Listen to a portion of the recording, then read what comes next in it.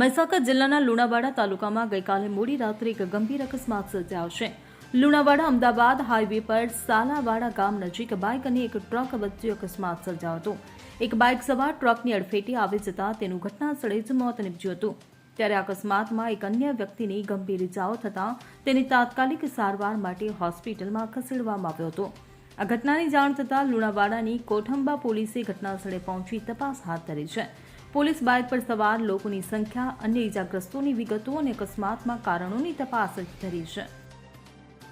Bureau report CN24 news. હવે જુઓ દેશ દુનિયાની તમામ ખબરો તમારી આંગળીના ટેરવે। ઉઠાવો મોબાઈલ અને Google Play Store પરથી ડાઉનલોડ કરો અમારી CN24 ન્યૂઝ મોબાઈલ એપ।